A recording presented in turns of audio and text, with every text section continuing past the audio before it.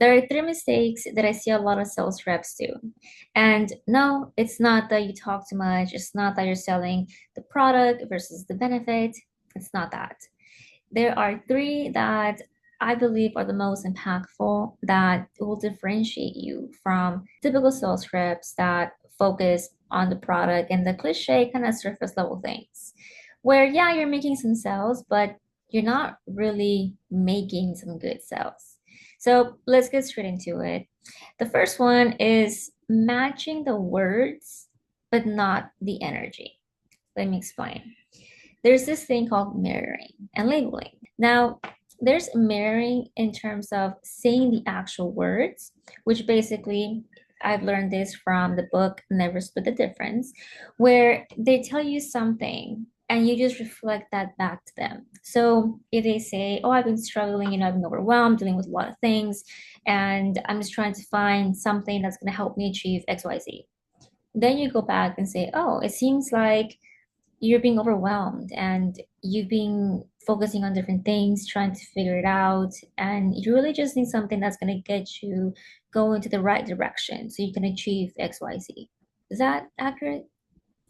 So that's an example of mirroring. But there's a thing where you can say the words, and sure, it's considered mirroring, but it's not really coming off authentic or genuine.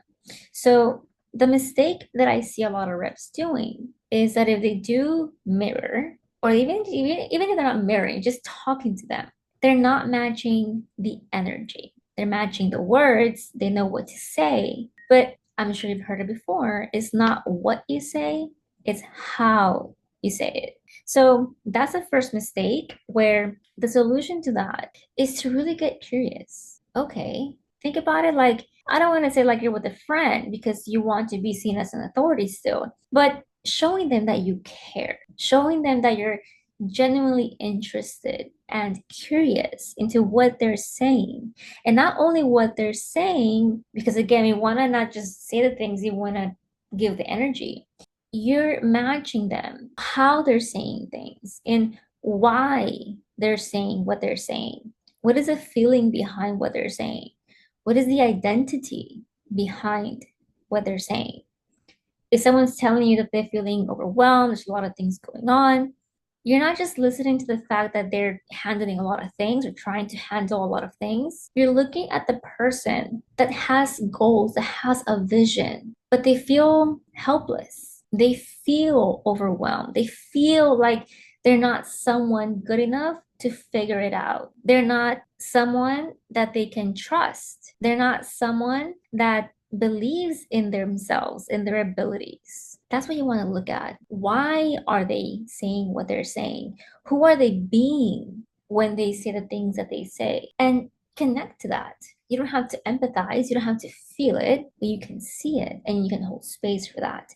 And that brings me to mistake number two, over explaining instead of holding space.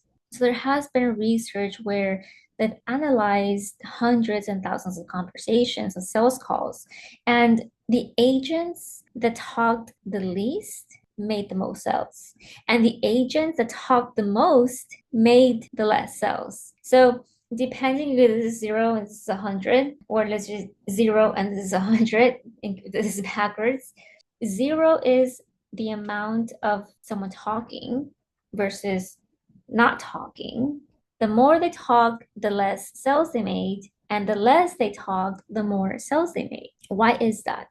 Because instead of over explaining themselves, the product, the company, whatever, they ask specific questions. They ask the right questions that would then make the prospect talk and share information and be open and be vulnerable. Really good sales agents and salespeople, they know the right questions to ask to trigger answers from the prospect so that the prospect then sells themselves to the product or the service. So instead of explaining the benefits, instead of explaining the result, instead of explaining the how, they're asking the right questions and holding space in a way where if the prospect says something, we're not getting triggered. We're normalizing the feelings like, oh yeah, like that's normal. It's normal to feel scared.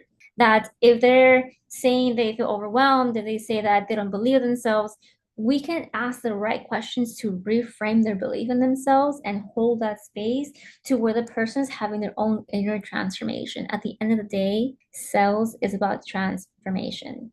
And the byproduct is you make money on it. But true sales is service. And the way you get to do that is by asking the right questions versus over explaining how good the company, how good the product, how good you are, or how good the time is now.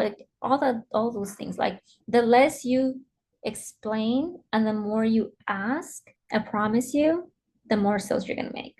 And now number three, which kind of ties into this, is solving the wrong problem. So it kind of ties back into when they say, I don't know, oh, I need more leads. If you're selling a lead generation product or service, they're like, oh, I need more leads. Okay, that's the first layer. Why do you need more leads? Well, because I need to make more money on business. Okay. And what if this is where the questions come in? What if you don't make that money? What would happen? Well, like I'm not gonna make the money, like I'm not gonna reach my goals, da da da. Okay. And what if you never reach those goals? Or where else does that affect you? Or what does that mean for your employees? Or what does that mean for your personal life? You go a layer deeper. So now you're not solving the problem by any more leads. You're solving the deeper problem, not trusting themselves in how to take risk, not trusting themselves in the ability that they can do it, not trusting themselves that they have the right tools or that they're able to have the right tools. You're solving the problem of not reaching their goals, the problem of who they are, the identity they become if they don't achieve their goals. Maybe they have kids. Maybe the problem isn't that they need better leads.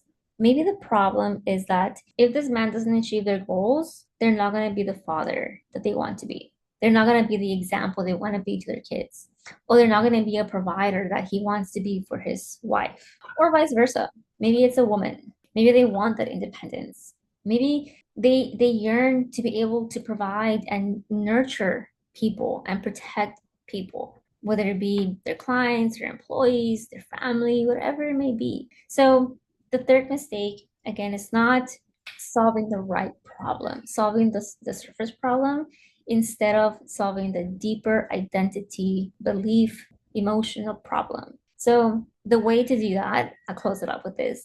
The way to do that is to write down all the problems that you fix on a sheet of paper and go deeper with yourself, like do your homework and remember conversations that you had. What was a real problem I solved? And if you can't find the answer, that tells you that you've been doing it wrong. Maybe not wrong, just different. There's no right or wrong, there's just different ways to do it. And I promise you, if you go deeper in your conversations, in your questions, if you stop over explaining and asking more questions and really connecting to the energy, you're going to be able to not only make more sales, but you're going to be able to change more lives.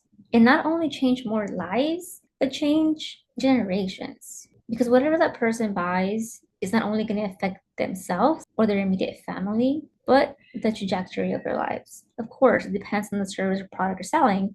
But if you're here, it's most likely that you are in a position where you're selling something that's going to make a difference, or you want to be selling something that's actually going to make a difference. So, those are the top three mistakes. Let me know in the comments what you think, or if there's a different one that you think is important as well.